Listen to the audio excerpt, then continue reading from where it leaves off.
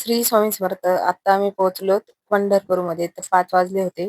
तर पहिले आम्ही कैकाडे बाबाचाच मठ बघितला, कारण की पंढरपूरमध्ये विठ्ठलाचं दर्शन घ्यायला खूप गर्दी होती, एकादशी असल्यामुळे.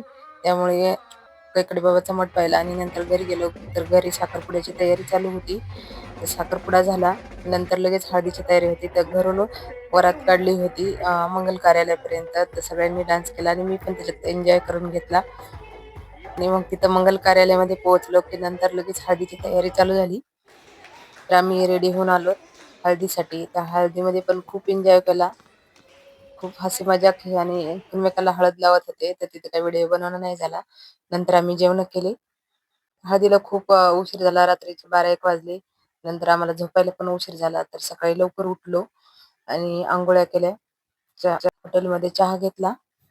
मी, माझ्या सासूबाई, जाऊबाई, नणंदबाई, माझे नणंदबाई आणि दीर आणि लेकरं सगळे काही आम्ही दर्शनासाठी गेलो. तर दर्शनासाठी पण खूप रांग होती.